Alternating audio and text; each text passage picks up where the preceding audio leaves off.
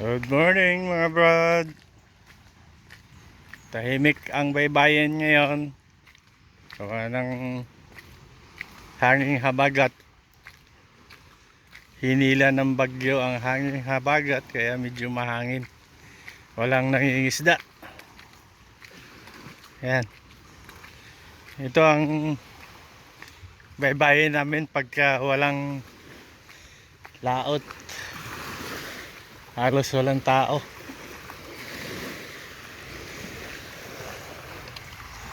Yan, nasa tabihan ang mga bangkang maliliit. Maganda-ganda ang tubig ngayon. High tide. Oh, talagang nasa tabihan ng tubig. Sarap maligo.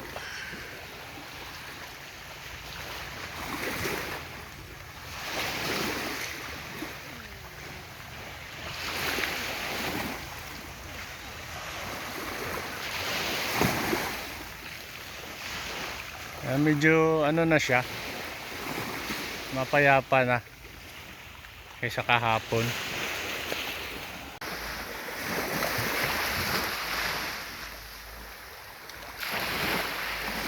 Ayan, naghang kanina pisulton mga brad. Kala ko'y sira na, bigla na lang naghang. Ayan, nakaputol tayo. So, tuloy lang.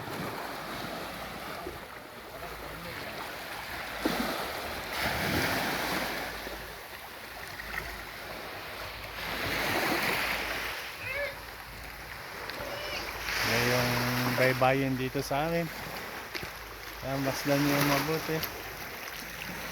Maraming bangkang pangisda. Halos sa mga bangka dito pangisda lahat to, nagamit sa pangisda.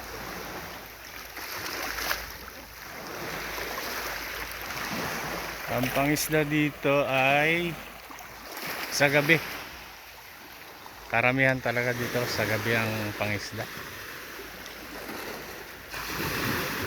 Alis ng hapon mga 5 or 6, tapos uwi ng madaling araw mga alas 5, nandito na sila. Alas 5, alas 6. Tapos yung mga maliliit na bangka naman, yung mga ganyang maliliit, hindi na, ano lang yan, bingwit-bingwit, yung mga espada, kung ano man. Sa laot din, magdamag din yung mga yan. Naranasan ko rin yan dati nung ako'y, kumbaga sana'y kabataan pa, dito pa nakapermi. Hindi pa ako nakapermi sa Laguna. Danas ko lahat to. Kaya hindi bago sa akin tong mga ganitong pangingisda. So kahit sa ngayon naman, nasama naman ako pagka may pagkakataong makakasama. So iba na rin talaga. Kasi sa tagal natin napatigil, pero hindi pa rin natin limot kung anong gagawin. Yung mga maliliit na yan, ganun din sa maaga yan mga yan, umalis mga alas 4 kasi medyo mabagal ang mga bangka ng mga yan. Dandahan lang yan, papalaot. Tapos magdamag din yan mga yan sa laot, nangingilaw sa mga payaw, kaya namimingwit. Tapos sa umaga uwi na rin yung mga yan. Hindi katulad ng ibang lugar na ang pangingisda dayo-dayo, yung halos isang buwan nang umuwi. Dito sa amin ano lang, isang gabi lang talaga. Wala, hindi uso sa amin dito yung mga dayo-dayo. Yung panagatan namin dito, dyan lang banda yan, dyan lang. Itong tapat kasi na to, Cebu yan, yung kahabaan ng Cebu. So dito banda ang dulo ng Cebu, naka-south. Kahabaan nito, yan dyan lang. Ito lang pa yung isdaan namin, yung tapat na yan. Simula doon, paparito. Dito palabas ng dulo ng Panglao. Diyan, minsan naikot kami diyan sa kabila. Pag nandun yung isda, ikot kami diyan sa kabila. Kasi itong isda namin pa bilog lang, paikot. Kaya pag nandun yung isda sa kabila, ikot lang yan. So ganun lang ang hanap buhay ng mga tao dito. Kaya ganito, pag walang laot, pag medyo malakas ang hangin, tambay, medyo mahal ang isda dito. May kamahalan talaga. Kahit naman madaming isda, mahal pa din. So, bumili ako ng pangulam kahapon. Bumili ako ng kaluping, halos 4 na rana 1 kilo. Ganong kamahal. Pero hindi ka naman magsisi, talagang masaya ang kainan mo. Sarap na sabaw, talagang sariwa-sariwa. Kaya hindi sayang yung ibibili mo kahit may kamahalan. So, yun ang dito sa amin. Ganito lang ang buhay dito, pero masaya. Ayan mga brad, susum natin ng konti. Kaya yung lugar na yan mga brad, yan sa tabing Pampang na yan, dati walang bahay yan, talagang lang yan, damuhan. Ngayon na puro lang yan, puro resort, mga may nakabili na. Ayan, hanggang doon sa dulo. Tapos yung likod niyan, yan yung port ng Tagbilaran, malapit lang.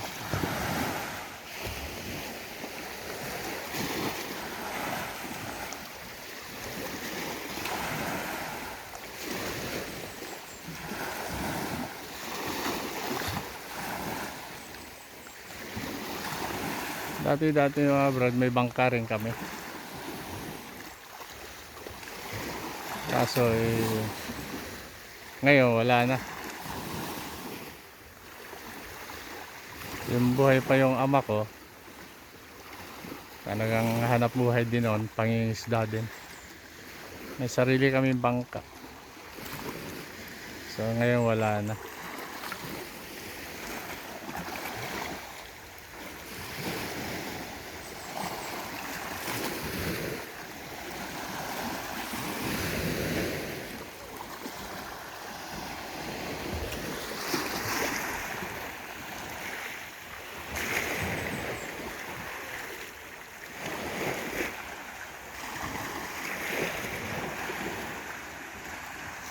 Nawala na yung dito mga bad, yung malaking puno ng baliti. Yan na lang natira. Yan na natirang yung pinakamalaking baliti dito. Natumba nung bagyong Odette.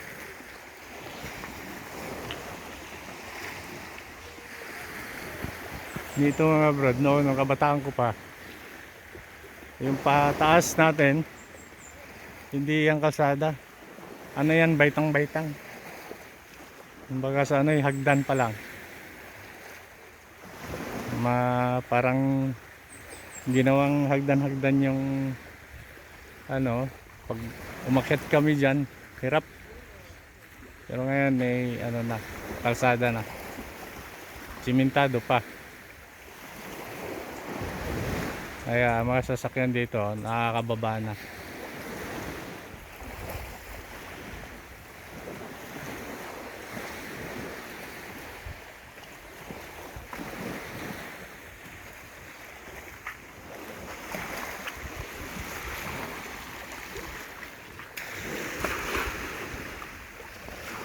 Sarap mo tumambay dito, magmuni-muni.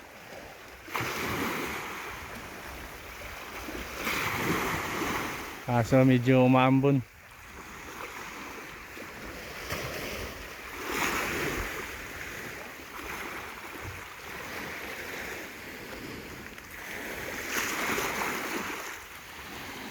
So tayo na mga brad, akit na tayo sa taas.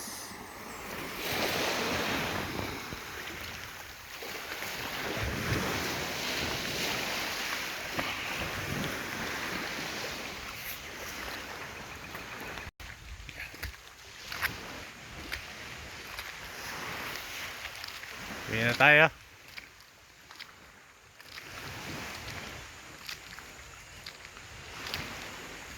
At medyo umaambon. Oras natin ay 7 ng umaga. Araw ng Lunes. September 16.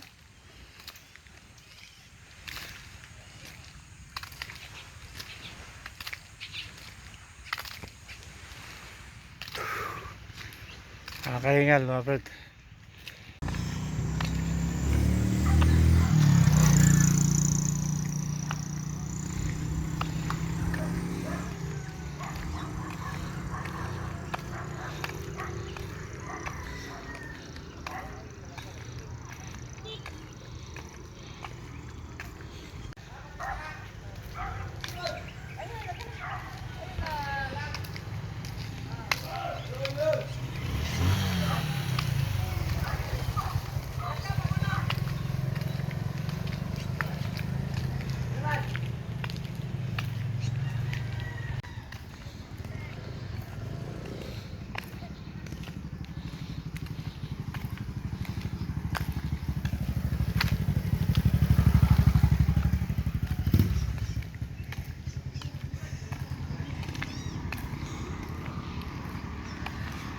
Uwi na tayo.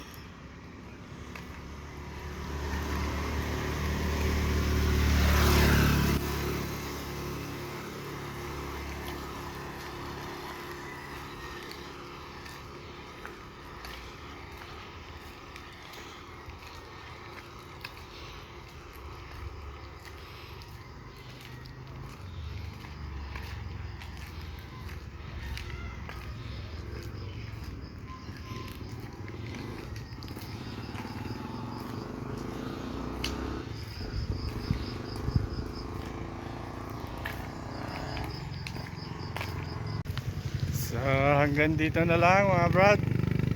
Magandang umaga ulit sa inyo lahat. So bye bye. God bless you all. Bye bye.